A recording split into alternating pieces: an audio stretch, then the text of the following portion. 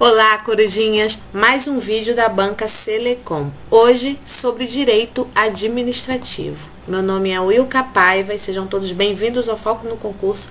Inscreva-se no canal, clique no sininho para receber a notificação dos novos vídeos, deixe o seu comentário, compartilhe o vídeo com seus amigos, participe do nosso grupo no Facebook clicando no primeiro link disponível aqui na descrição e deixe o seu precioso like para que eu possa continuar ajudando você.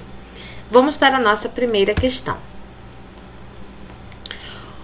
Os postulados fundamentais que inspiram o modo de agir da administração pública são chamados de princípios administrativos, que podem ser expressos na Constituição ou reconhecidos pela doutrina e jurisprudência, que revela sua aceitação como regra geral.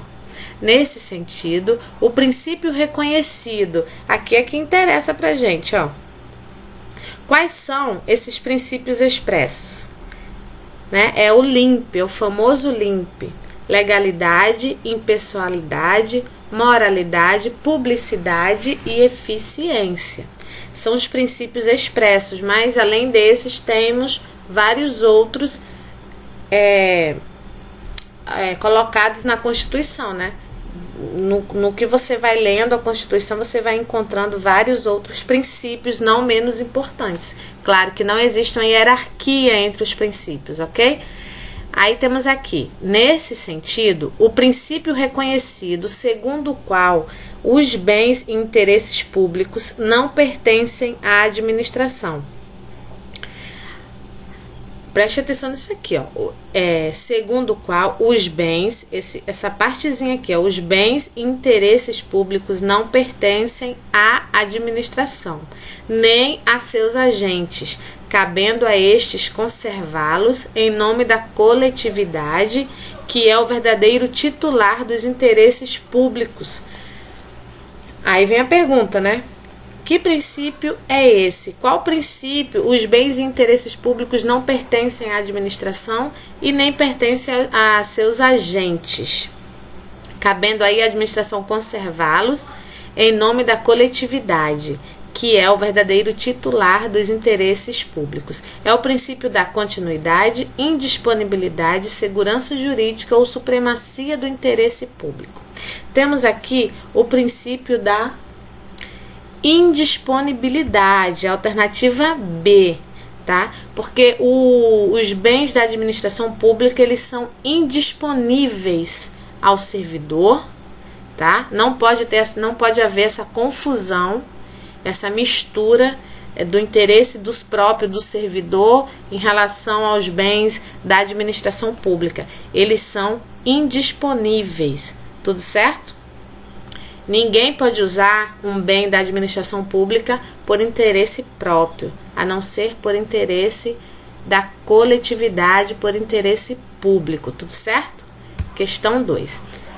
Segundo Carvalho Filho, 2019, a exteriorização da vontade do agente sob o regime de direito público que vise a produção de efeitos jurídicos para atender ao interesse público é o conceito de ato administrativo. Então, isso tudo aqui, o que seria um ato administrativo, né? É a exteriorização da vontade do agente sob o regime de direito público.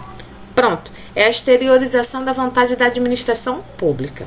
Isso é um ato administrativo.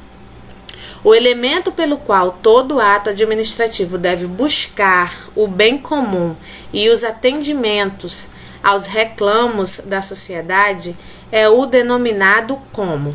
Aí temos a competência, a finalidade, o motivo ou a forma.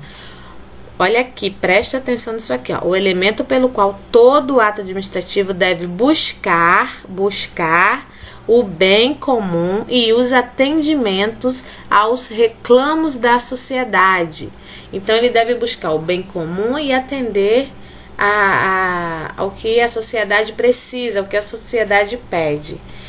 Vamos ficar com o ato administrativo de finalidade. Aqui, em relação à finalidade, tá? É o elemento, o ato, ele é composto por alguns elementos. Aí temos o Confiformob, né? Que é competência, finalidade, motivo, objeto e forma, certo? E aqui a gente fica com a finalidade, é aquele elemento onde você vai buscar, sim, atender a todos os reclamos da sociedade, atender ao interesse público, tá? Aí trouxe um quadrinho aqui que eu pesquisei na internet, achei muito legal, ó, os elementos ou requisitos, são chamados assim, elementos ou requisitos dos atos administrativos. Aí temos o Confiformob, competência, finalidade, motivo e objeto. Aí o que seria a definição de cada um deles, ó? Muito bonitinho isso aqui, eu achei. Os elementos são sempre vinculados, ó, a competência, a finalidade e a forma, eles são sempre vinculados. O motivo e o objeto, eles podem ser discricionários, mas eles também são vinculados, tá? Podem ser vinculados ou discricionários. Aí, o que seria a competência? É a pessoa que vai impor, né? Ó, definição aqui, poder legal conferido ao agente para a prática de determinada atribuição, tudo certo?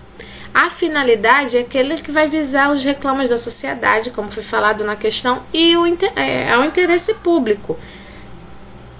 Ó, o objetivo a ser alcançado pelo ato administrativo, ou seja, o interesse público é a finalidade geral dele, satisfazer o interesse público. A forma, ó o bonequinho aqui, ó, qual a forma? Normalmente a forma é escrita, é como ele é exteriorizado, certo? É a exteriorização do ato, é verbal ou não verbal, certo? No caso, na maioria das vezes, a forma é escrita, tá? Aí tem também aqui, ó, existem atos não escritos e podem ser verbais, textuais, sonoros e etc. Mas normalmente são escritos. A exteriorização é escrita. Aí temos o motivo, o que levou a esse ato, a causa imediata do ato administrativo, o que causou, né? O que levou aí a esse ato ser exercido. A característica é não confundir com motivação, tá? Motivo não se confunde com motivação. A motivação é aquela explicação do porquê. O motivo é a causa, tá? O motivo é a causa. Você praticou um ato ilegal, vamos supor, de roubo, e aí esse vai ser o motivo do ato praticado, tá? A motivação é você vai explicar o porquê você roubou. O objeto é o conteúdo material do ato administrativo, é o efeito jurídico imediato produzido pelo ato. Tudo bem? Aí vai ser o quê? Uma demissão, objeto. Vai ser uma interdição, objeto. Tudo certo? O que você precisa gravar aqui é o seguinte: você tem que saber quais são os elementos ou requisitos dos atos administrativos, competência, finalidade, motivo e objeto. A banca com certeza vai cobrar alguma coisa voltada aí sobre os elementos na tua prova. Próxima questão. Os poderes administrativos podem ser conceituados como conjunto de prerrogativas que o poder público concede aos agentes administrativos para que o Estado possa alcançar os fins a que se destina. Nesse sentido, o poder concedido ao agente para eleger, dentro dos limites da lei, e escolher, dentre as várias condutas possíveis, a que for mais conveniente e oportuna para o interesse público, refere-se ao poder denominado o quê? Discricionário, arbitrário, vinculado ou regulador. Temos o poder vinculado, que é aquele que você vai fazer exatamente o que está na lei. O discricionário, você também vai fazer o que está na lei, mas você tem uma margem de escolha, certo? Você pode escolher alguma coisa. No vinculado, não. Você fez isso, você vai ver a causa, vai lá na lei, busca o que está escrito e você vai fazer o que está exatamente ali. E o discricionário, você vai em busca da razoabilidade, da proporcionalidade, tem aquela margem de escolha. E aqui na questão, o que você vai prestar bem atenção? Ó?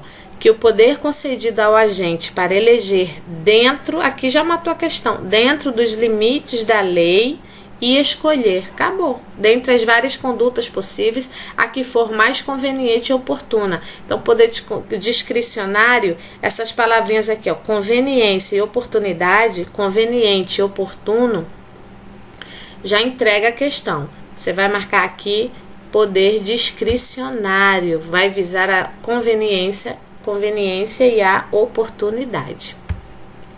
Questão 4. A categoria de agentes públicos a quem se incumbe a execução das diretrizes traçadas pelo poder público, e aqui você vai prestar atenção. Esse é um ponto muito importante que você vai guardar no coração para nunca mais esquecer. Ó, diretrizes traçadas pelo poder público e que são os responsáveis pelos destinos fundamentais do Estado, caracterizando-se pelo exercício de funções de direção e orientação. Outro ponto aqui, ó, funções.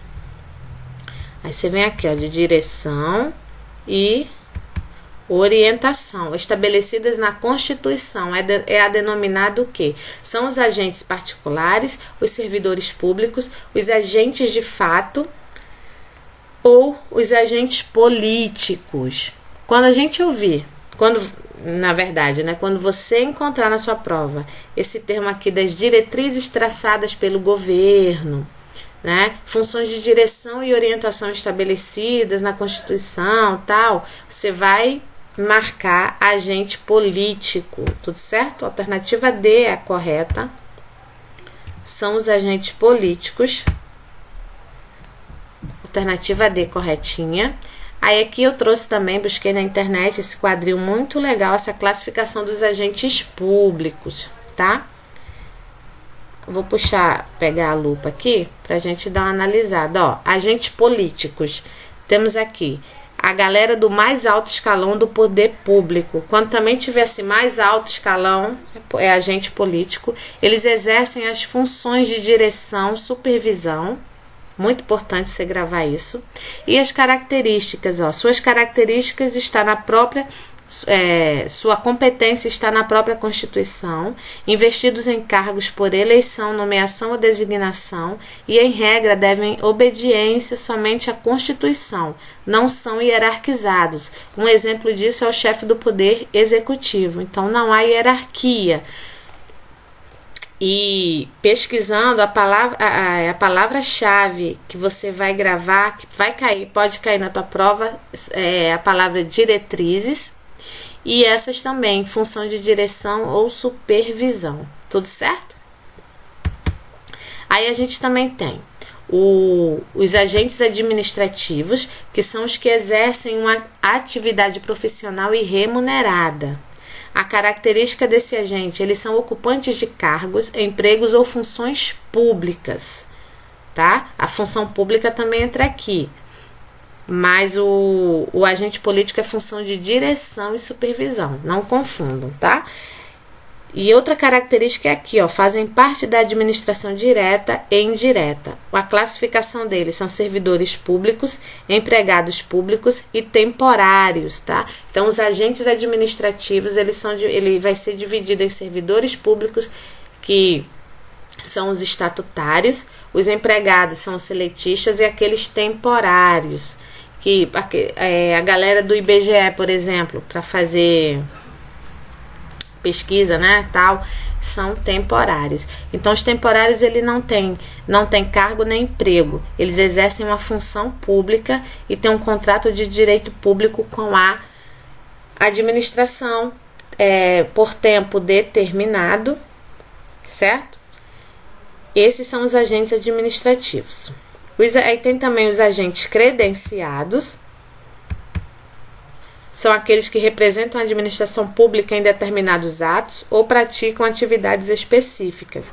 Característica deles, recebem remuneração do poder público e são considerados funcionários públicos para fins penais, tá? Os agentes delegados são aqueles particulares que exercem atividades, obra ou serviço público e fazem em nome próprio, por sua conta e risco, sob a fiscalização do poder delegante. Característica: eles não são servidores públicos, eles não atuam em nome do Estado e eles são considerados funcionários públicos para fins penais. Qualquer agente que estiver trabalhando para a administração pública, seja remunerado ou não, como no caso dos agentes honoríficos, tá? Os mesários, por exemplo, eles estão ali prestando serviço à administração pública, então eles são considerados agentes. Eles são agentes, na verdade, e eles são responsáveis pelos seus atos, certo? Eles vão responder, sim, por qualquer ato ilegal. E aqui temos os agentes honoríficos, que são os cidadãos requisitados pelo Estado para prestar um serviço específico. Eles não possuem vínculo com a administração pública e normalmente eles atuam sem remuneração e são considerados funcionários públicos. Tudo bem? Então tira um print aí e guarda isso no coração. Quinta e última questão. A administração pública pode ser conceituada como todo o aparelhamento do Estado que visa a satisfação das necessidades coletivas e em conformidade com o princípio da descentralização. Para melhor se fazer presente, se organiza em administração direta e indireta. Nesse sentido, a entidade dotada de personalidade jurídica de direito privado, criada por lei para a exploração de atividades econômicas sob a forma de sociedade anônima, cujas ações com direito a voto pertençam em sua maioria à União ou à entidade da administração indireta, é denominada o quê? Autarquia, empresa pública, fundação pública ou sociedade de economia mista. Quem faz parte da administração indireta? São as autarquias, as fundações públicas. A autarquia tem direito público, a fundação pública também tem direito público, mas também ela pode ter direito privado. A empresa pública, direito privado, e a sociedade de economia mista também tem direito privado. Então, aqui, a autarquia ela é criada por lei, a administração pública e a sociedade de economia mista, elas são autorizadas por lei específica. A autarquia e fundação pública de direito público são criadas por lei específica. Tudo certo? O que você vai prestar atenção aqui, ó? A entidade dotada de personalidade jurídica de direito privado. Você vai marcar direito privado. Chegou em direito privado? Aqui, ó, direito privado, certo? Aí você já vai tirar a autarquia fora, porque não tem nada a ver, e vai tirar, você até deixa a fundação pública, mas normalmente você tira, porque dificilmente eles usam fundação pública, no caso, como aquela fundação de direito privado, certo? Como a Fundação Xuxa Meneghel, por exemplo, Fundação Bradesco e tal. Normalmente eles não cobram isso. Aí você corta autarquia e fundação pública, vai ficar entre empresa pública e sociedade de economia mista. Aí vamos prestar atenção. A banca aqui, ela falou que é criada por lei. Não existe nenhuma personalidade jurídica, nenhuma entidade dotada de personalidade jurídica de direito privado criada por lei. Ela é autorizada, a lei autoriza a sua criação, tá? Mas esse termo assim, criado por lei, você pode até pensar que é autarquia, mas não é, porque tem direito privado e autarquia é direito público, tá? Não confundam. Aí, criada por lei para a exploração. A autarquia não tem exploração de atividade econômica. Aí, aqui também já fechou o cerco para a empresa pública e sociedade de economia mista. Exploração de atividade econômica sob a forma de, outra coisa que vai entregar a sociedade de economia mista, cujas ações com direito a voto pertençam em sua maioria à União. Então, pertençam em sua maioria, certo? A União. A administração indireta é denominada o quê? No nosso caso aqui, a gente vai ter a sociedade de economia mista. Tudo certo? Sob a forma de sociedade anônima. A sociedade de economia mista, ela apresenta apenas essa forma, SA, sociedade anônima. A empresa pública, ela pode apresentar qualquer forma. Tem um quadrinho aqui também muito interessante para vocês. Deixa eu apagar isso aqui e já vai tirando um print desse quadrinho, que ele é muito legal, tá? Tira o print, que ele é bacana mesmo. Aí tá aqui, ó, a autarquia é uma pessoa jurídica de direito público, ela executa serviços do Estado, os seus bens são impenhoráveis, né? Os contratos são através de licitação, ela tem autonomia administrativa e financeira, tem privilégios em juízo, a galera que trabalha lá são estatutário e o capital público é descentralizado. A fundação pública tem personalidade jurídica de direito público ou privado, dependendo da lei instituidora. Ela executa serviços de interesse do Estado. Os seus bens são impenhoráveis, tá? A diferença aqui dos direito público. As que possuem direito público, elas têm bens impenhoráveis. As de direito privado têm seus bens são penhoráveis. O contrato de licitação serve para as 4. As 4 também possuem autonomia administrativa e financeira. A autarquia e a fundação pública de direito público possuem privilégios em juízo. A empresa pública e a sociedade não possuem esse privilégio. Os servidores são estatutários e o capital público é descentralizado, tá? Na empresa pública e na sociedade de economia mista, na empresa pública o capital é exclusivo do poder público e na sociedade de economia mista sempre é sociedade mista. Aqui não fala do capital. Ela admite só essa forma aqui. Já a empresa pública ela admite várias outras formas, tudo certo?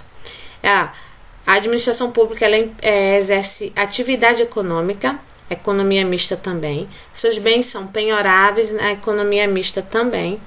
Os seus contratos são através de licitação, todas as 4. Autonomia administrativa e financeira igual, sem privilégios em juízo. Os seus servidores são seletistas e aqui é uma diferença clássica que cai muito em prova, essa forma, né? A sociedade só SA e a empresa pública várias outras formas, todas as formas na verdade. O capital da empresa pública é exclusivo do poder público, não quer dizer que seja só da União, tá? Exclusivo do poder público, pode ter União, Estado e município ali, DF e tal. A sociedade de economia mista, ela é meio a meio, tá? Pode ser, a maior parte é da União, do poder público e os demais podem ser privados. Tudo certo? Guardem essa diferença que vai te ajudar, essas diferenças aqui, esse quadrinho vai te ajudar bastante na hora da tua prova. Finalizando aqui com a nossa mensagem, as pessoas mais felizes, elas não têm o melhor de tudo. Elas apenas fazem o melhor com tudo que têm, tá? Então faça o melhor que você puder com o que você tem. Lute com as suas armas, ok?